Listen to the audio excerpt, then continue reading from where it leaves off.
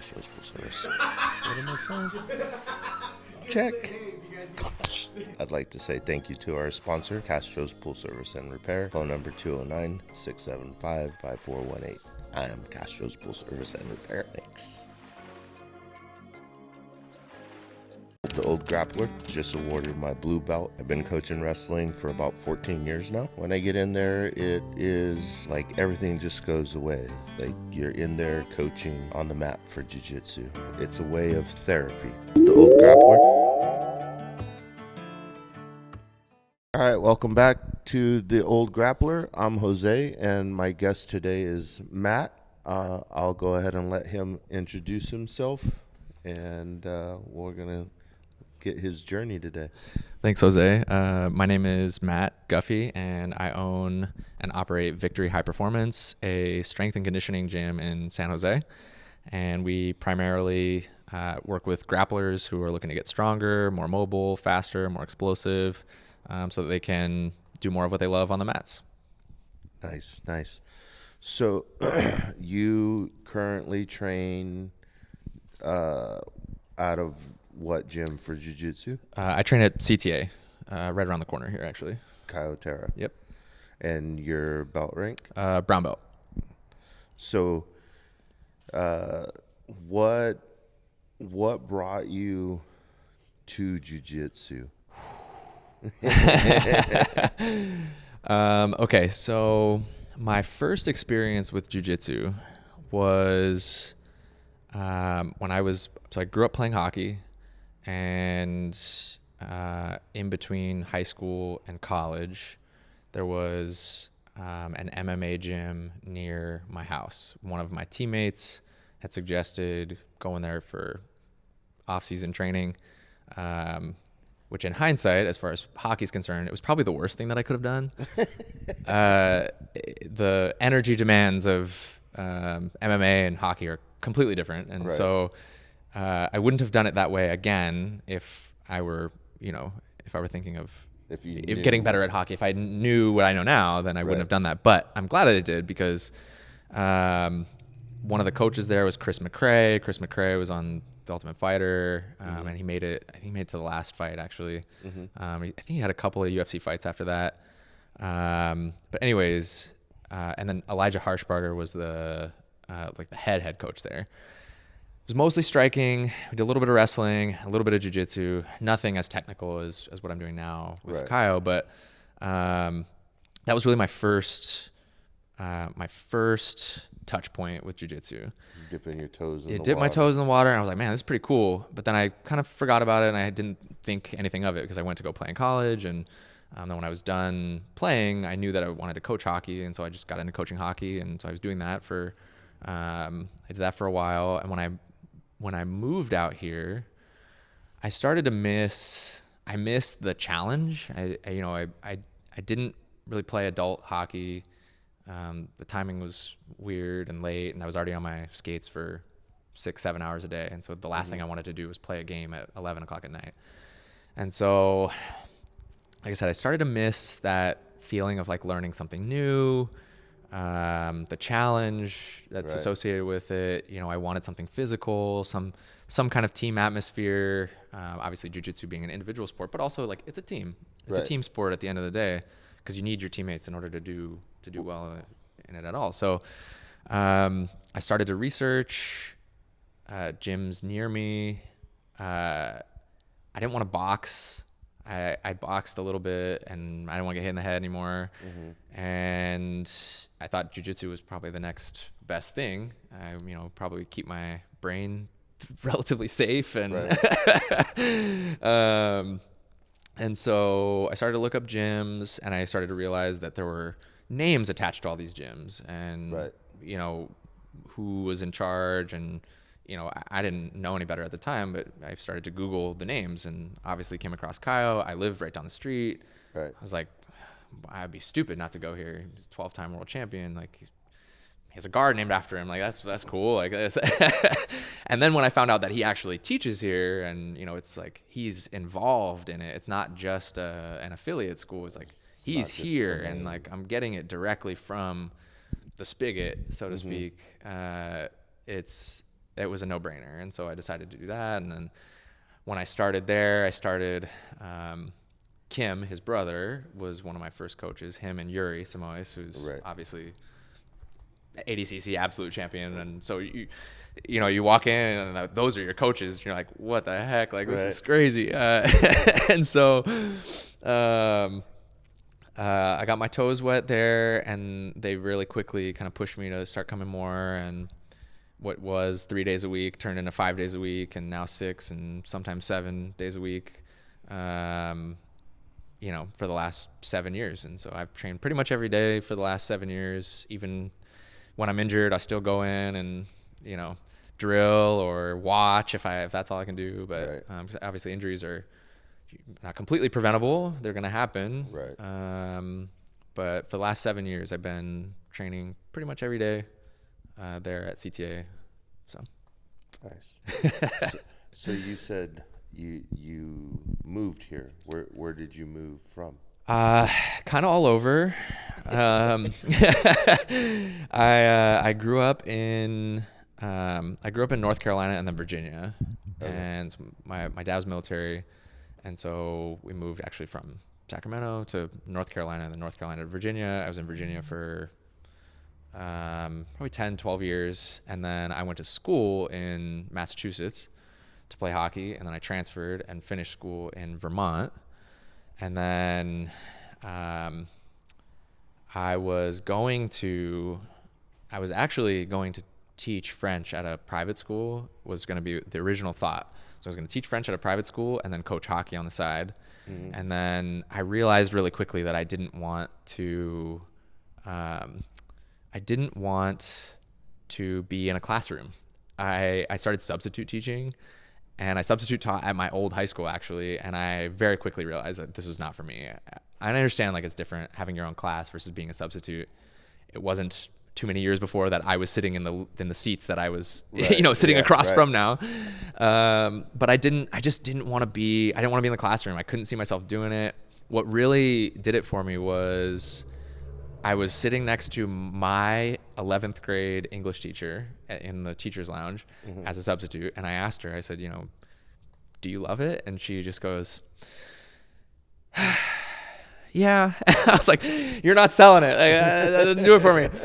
So at that moment, I was like, ultimately I want to coach hockey. I want to teach, but I just want to teach in the medium that I care about. Right. And I felt like I need a new start. I had some friends out here. I came out to visit. I fell in love with the Bay. I was like, this is the place. I can't believe people live like this. Like, it's so much different than the East Coast. And I just Googled hockey Bay Area, and it popped up. The Junior Sharks popped up, and I reached out, talked to them, had an interview. They told me several times that it was going to be really expensive to live here, and I was like, I don't care, I'll figure it out. And then I moved out maybe 6 months later, and the rest is history. Nice. Coached for the Sharks. They're top 18 and 16-year-olds for 5 or 6 years, and then now I'm here. Nice. So before jiu-jitsu and during your hockey, was there any other martial arts that you were involved in? Outside of, I think I had limited experience with karate as a kid. Mm-hmm. And then boxing when I was 16, 17, 18 over the summers, again, as like cross training for hockey. So when you had to throw the gloves down. Yeah. That wasn't my job on the ice, but it was at the time what I thought would be great cross training. Like I said, if I had known then what I know now, I wouldn't have done that. But ultimately I'm glad I did, because if I hadn't, then I wouldn't have had that touch point with jiu-jitsu, and then I wouldn't be probably here. So so ultimately it worked out for the best. But other than those, no other prior experience with martial arts. That was it. Just the MMA gym. Yep. Dip the toes in. Yep. That was hockey. it. And then you get here and you're doing the coaching for the Junior Sharks. Yep. You get yourself into Castros, and then where on the journey did you decide to open up this victory high performance? So it started with, so I was really fortunate to have really, really great strength and conditioning coaches growing up. I was never the biggest kid on the ice. I was never the strongest or the most skilled, or I didn't have something like that to separate myself. Right. And so it came down to just living in the weight room, and like I had to do extra if I wanted to make it. You know, in addition to that, I didn't start hockey until I was 12, which was really late. You know, when I got to college, all my teammates, they'd started when they were 3 or 4. And they basically came out of the womb with skates on. And so I had a lot of catching up to do. And so living in the weight room was my way of closing that gap. And then, you know, eventually passing a lot of people. And so I was lucky that I had a lot of good strength coaches. And that's something that I had always kind of held with me. I was like, you know what, like if I didn't coach hockey, like I could definitely do that. Like I loved the vibe and all the gyms that I was in. And, you know, a lot of those people really changed me for the better. And so when I was here, I was coaching for the Sharks. I could feel myself starting to burn out. I didn't quite know what the next step was. You know, I thought at a certain point, I thought I would just coach at a higher level and, you know, just keep going up. Right. But then COVID happened, and like for everybody else, it turned my life upside down. And like I was telling you guys, you know, off camera, I ended up coaching hockey on Zoom, which was weird. I'd never thought in a million years that I would do that. You know, and so I was teaching private lessons on Zoom, but there's only so much you can do with one player, one or a bag of pucks and one net, and just in their backyard, sometimes in their living room. And so let me get this right. So you're coaching, you have your athlete, the camera's just pointed at them. Yep. So you're trying to find the details through a camera. Yep. Yeah. And you know, as a wrestling coach yourself, I'm sure you understand that sometimes you physically have to just put somebody in the position. You know? And so what coaching on Zoom did for me was it forced me to get really, really good with my words, because I wasn't there to move them or put them where they were supposed to be. And so I had to really dial in my delivery and be like, okay, you know, I'd be very, very clear, very succinct, especially when you're dealing with a sometimes 6, 7, 8-year-old. You know, that's tough. And so I started doing that. But there's, like I said, there's only so much you can do with limited space, time, equipment. And so what I started to do was, with the last 10 or 15 minutes, would start working with them on certain exercises that helped me when I was coming up. Things that they could do on their own, and, you know, in the comfort of their own home, because that's where everybody was. And after a couple months of that, people were like, I start to feel different. Like they're starting to do things that they couldn't do before. Like, for instance, somebody might try to, you know, shoot the puck into the top corner or whatever, and they might not be able to get enough power behind the shot to execute that particular technique. Right. But after a few months of training, we start going over these things. You know, they're doing them in their own time now. Then, you know, they start to be able to do those things. They're like, hey, this is really cool. Like, I couldn't do that before. Like, now I can. And I'm like, yeah, It works. Like, you're getting stronger. It's really cool. And it was then that the light bulb kind of went on, and I was like, I could do this. I could do this all the time.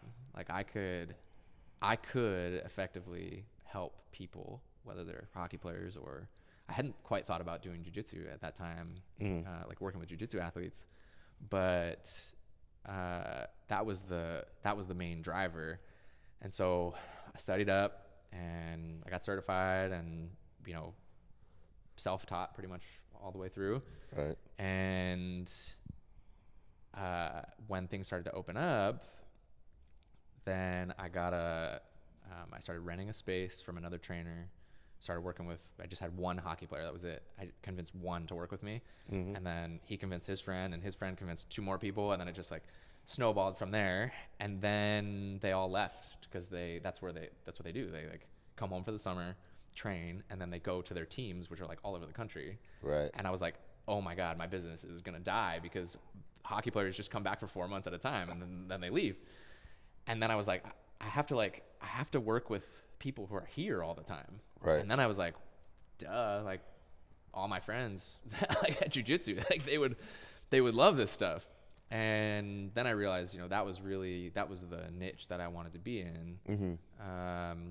Not just because they're around all the time, but it's where I spend most of my time anyway. Right. When I'm not here, I'm on the mats, and it's something that I'm passionate about and I love. And, like we were talking about earlier, I just work out with my friends all day, right. And we have something in common that we can talk about during the lift or after the lift. And, there's the number of times people have been like, I've been working on this, lately. What do you think of that? And we've got the mats in the back, and, we can just break and do whatever we want. And so it seemed like a natural transition for me to go from hockey to strength and conditioning, and then not just strength and conditioning, but strength and conditioning for jiu-jitsu athletes because of how passionate I am about it. So, right.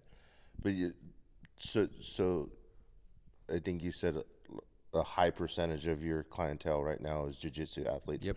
But you are open to any athlete that wants to come in. That's true. Yeah, we're totally open to any athlete who wants to come in.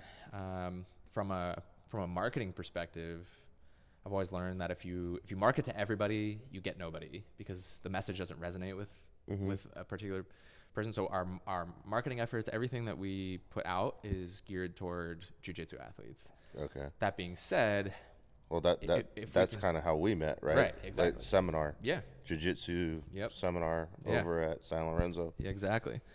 And so we work primarily with jiu-jitsu athletes. For what it's worth, if we can help a jiu-jitsu athlete, we can help pretty much any athlete. I don't think there's a more injured group.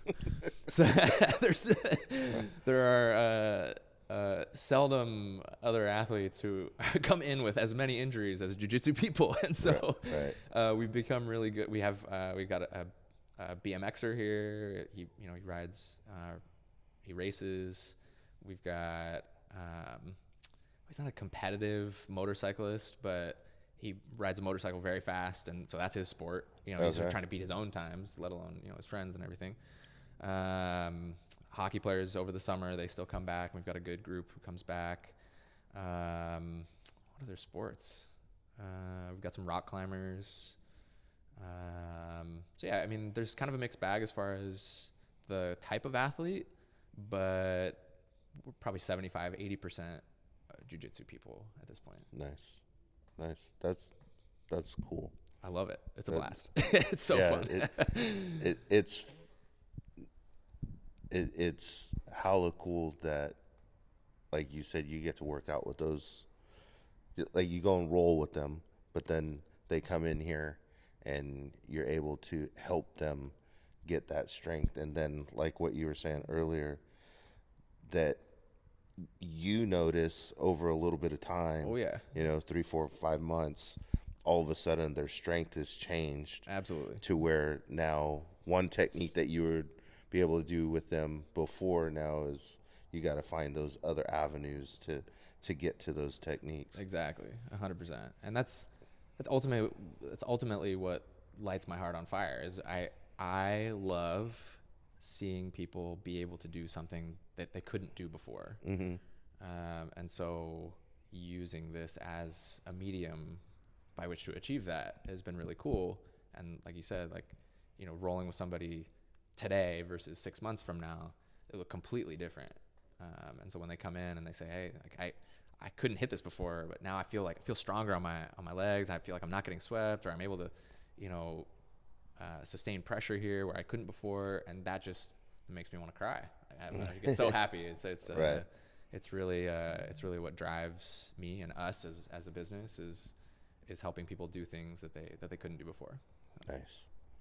So going back to jiu-jitsu, your personal journey on jiu-jitsu, have you competed? Yeah.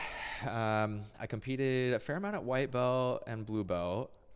I didn't do any majors, but got to the point where I was, winning local tournaments, and I got my purple belt, and then competed once or twice got my ass handed to me, and then COVID hit. Okay. And so I didn't compete for a while. And then during COVID, kind of ran into some injury problems. And so I didn't compete a lot at purple. And then I got my brown belt in December, and I feel good. I feel healthy. I feel strong. And so, I'm back to it. And I think I've competed 3 or 4 times since getting my brown belt, and looking to do at least 10 this year, if not 15, local ones. And if I can, get into some major tournaments, that'd be cool. But I don't have any like huge expectations or anything. I enjoy going out and competing and trying new things. And I feel like competition is hands down the best way to poke holes in your game and figure out what needs to be worked on right now. That's a good way of putting it. It's all just data. It's all data. Because at the end of the day, nobody cares unless you're a black belt, adult, or maybe master. But like at the black belt level, then people care, right? Like that means something. Not to say that it doesn't mean anything coming up, but the stakes aren't as high. Right. And so, my advice to everybody that I work with here, and all my teammates at CTA, or anybody that I come through or come across, is to compete as often as you can, because there are things you'll learn through competition that you just won't learn in the gym. Yeah. And it's so important. I mean, the number of things that I've learned, even in just the last 4 competitions at brown belt, I would have never seen. I may have never seen that if I hadn't seen it there. So, Right. Anyways, that's good. Like I like the thought process there, because like I've said this before, but I've been doing jiu-jitsu for like a little over a year and a half, and I was like a month and a half into jiu-jitsu when I signed up for tournament. Cool. I love that. Did gi, no gi. Love it. And I didn't have when I was rolling in the school, I was able to use the wrestling, so I felt confident, right? And like everybody that was there with me training was like, man, you're ahead of the game just because of the wrestling. Right. So I'm like, well, fuck it, I'm gonna sign up. So I sign up, and then the first guy that I have to fight is another wrestling coach that I know. Okay. So it turned into kind of a wrestling match with a few seconds left. The score was tied. Yep. And I try to just make something happen. He gets a takedown, match is over.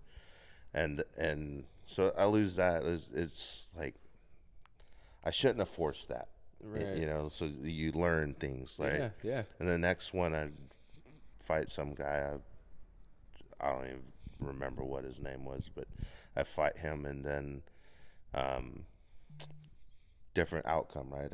I take him down, get on top. He taps to pressure, and then we go to gi, and I'm like total anti-gi at the time, and like I'm barely getting into the gi part of it, right? Because the wrestling aspect says don't give him anything to grab. Right. So the gi, I faced the same guy that I just beat in no gi, and I beat him again, and then I make the finals, and I'm in the finals, and like I really don't have too much experience with someone else grabbing the gi. Right. So it's like twirling. I lose my balance. I fall down. He ends up on top.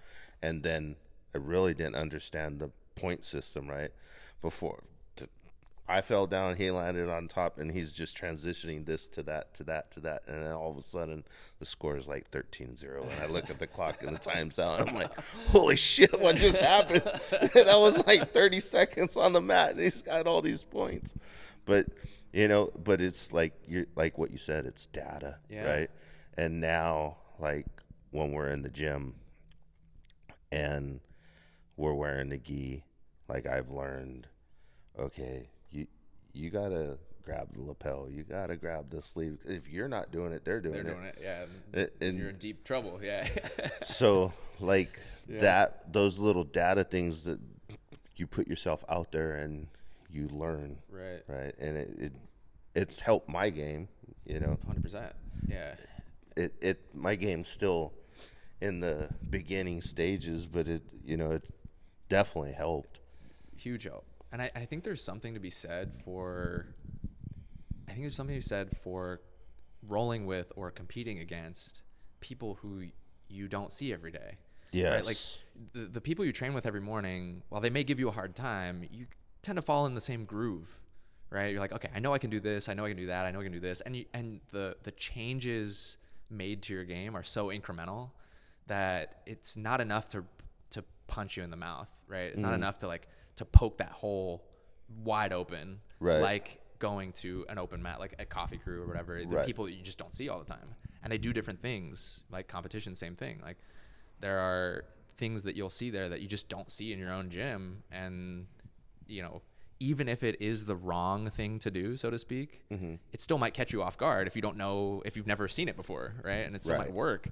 So I think it's so important to roll with people who are not part of your gym, and competition is one of the best ways to do it, because now you're doing that and in a pressure situation where you have to make decisions.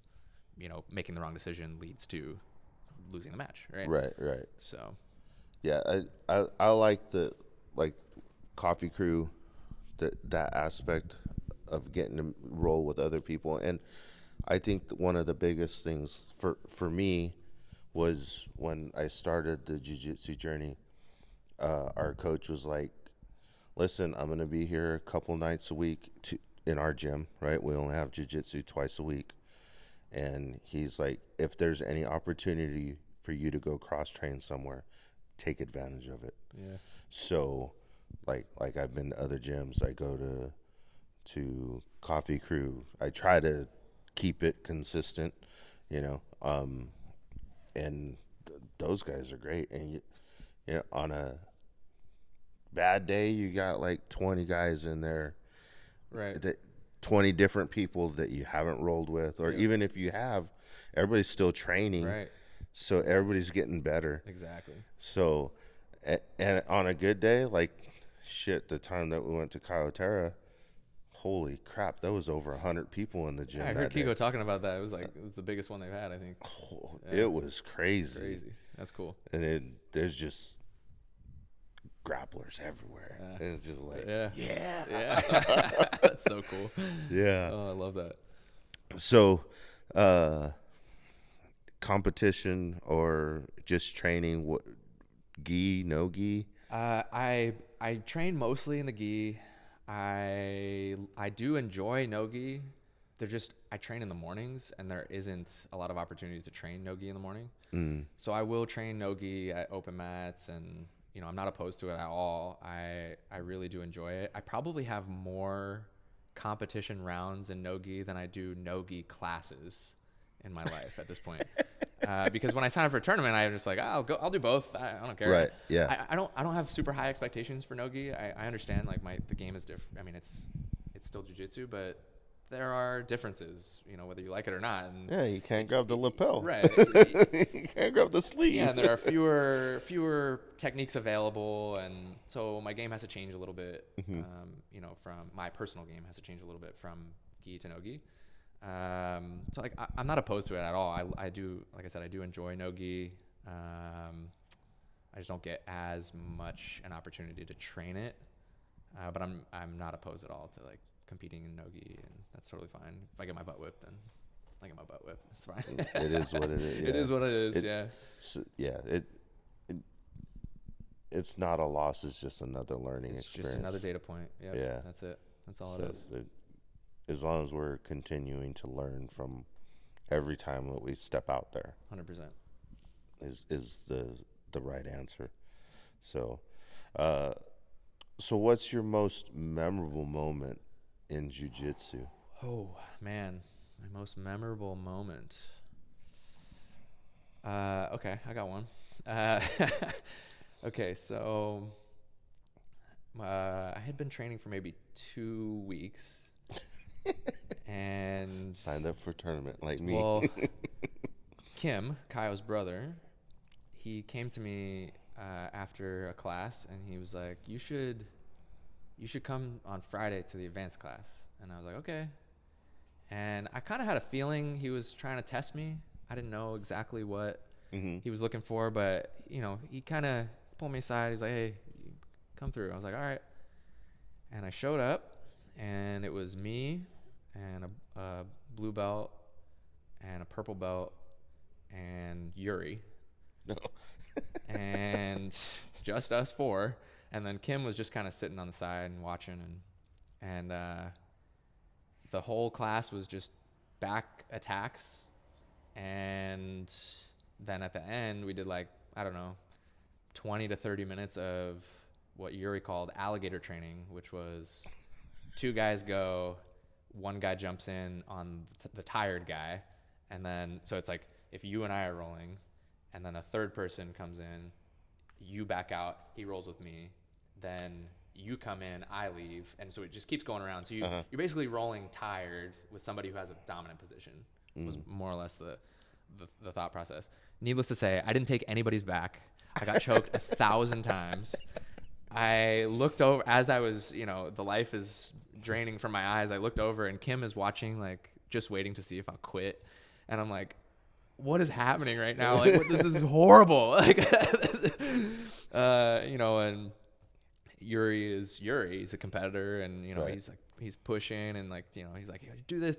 He's trying to coach me, but I don't know anything. I'm 2 weeks into this. I have no clue what's going on. And I left there thinking it's gonna take more than that to make me quit. I'm coming back. And Kim told me years later, actually, we were at a tournament, and he told me, this is me as a blue belt, he told me, he was like, I knew that if you showed up the next day, that you were in it for life. And I was like, you got me. That's you pinned it. Because I'm in it for life. I can't stop. It's the first thing I think about when I wake up, and the last thing I think about when I go to bed, and it's this obsession that I have, and that was probably one of my most memorable moments. You're a lifer. I'm a lifer. Yeah, I'm definitely an addict. I am flattered that he picked me to do that. Right. It was miserable in the moment, but I learned a lot from it, and the blue belt and the purple belt that were there that day, I'm still close friends with, and we still train together. And that's cool. I'm thankful to say that they don't choke me 1,000 times every time I roll with them anymore. So I've caught up a little bit. So yeah, it was a good time. That's cool. That's sometimes those things we don't realize when we're going through them, but they leave a lasting impression on us. Oh yeah. Yeah, for sure. So anything about your gym that you, besides helping the athletes, that anybody can find out about? And yeah, so our website's victoryhighperformance.com. Our Instagram is just at victoryhighperformance. Those are the best places to find us. The first step would be to schedule what's called a strategy session. So strategy session, we'll talk about goals, medical, injury history. We do a full assessment and strength testing battery, so we know exactly where to start your program. We build everything as custom here. There's no we don't do cookie cutter classes or anything. It's we build it out to specific to it's each very, athlete. very specific to each athlete. You're guided by a coach through the whole thing. We take you from point A to point B. We make sure that you get there without getting hurt.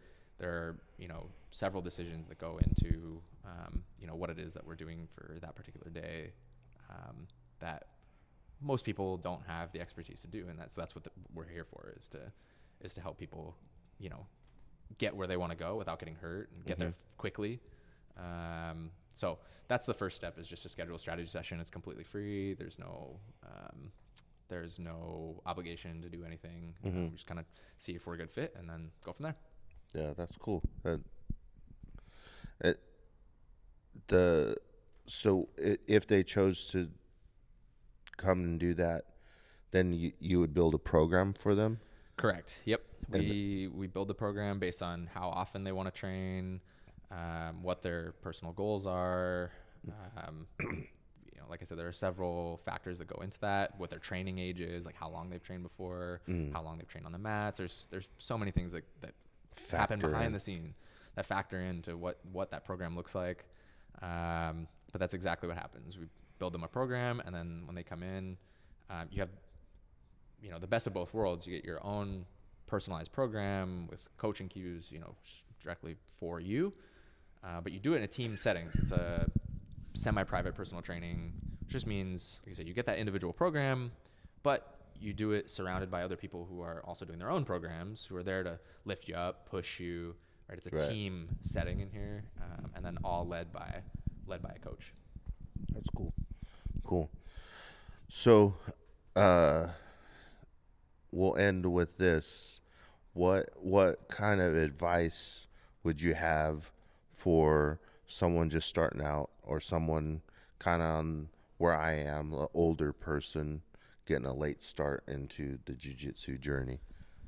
Advice, I would say just keep showing up. I know that seems so cliche, but it truly is, with anything, the great differentiator.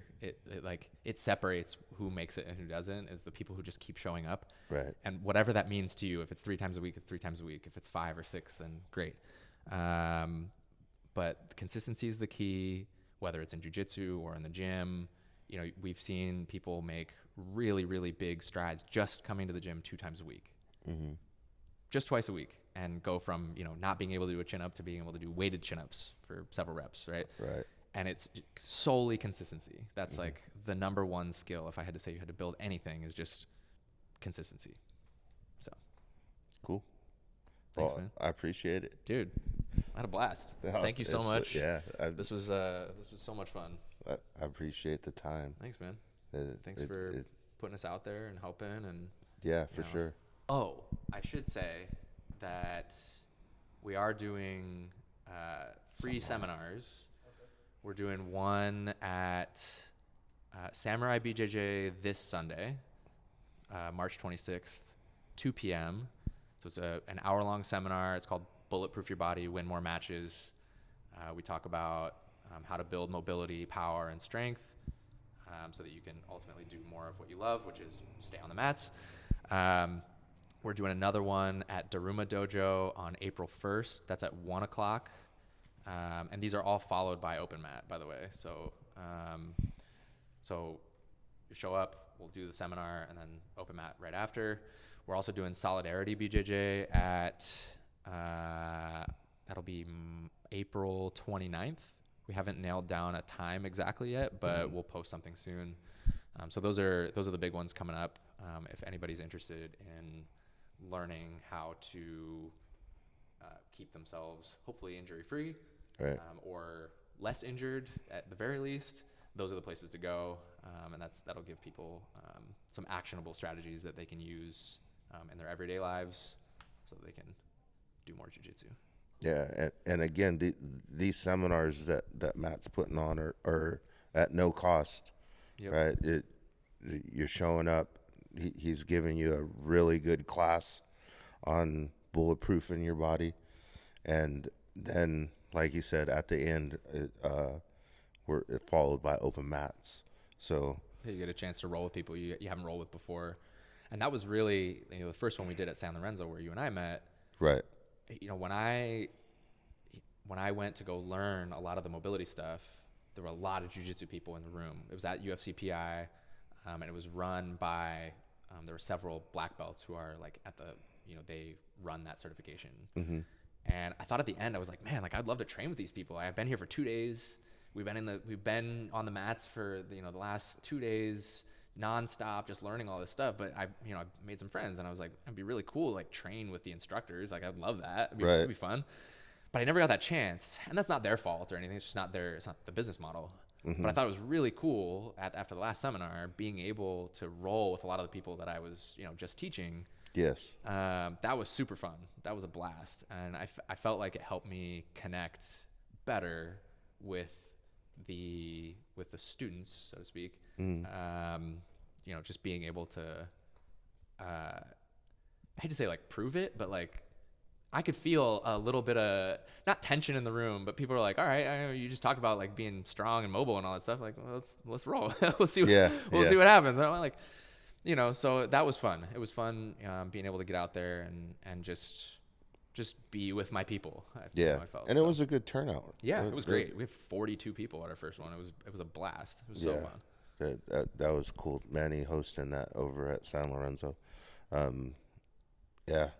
I'd highly recommend that you find a date that works for you and hit one of those free seminars up, because I enjoyed it, and like Matt said at the end, the open mat part, it's a blast. Getting to roll with people that you don't typically get to roll with was absolutely worth the time. Yeah. So thanks. cool. Thanks so much, Jose. Yeah, no Appreciate problem. you. Yes, sir. You guys rock.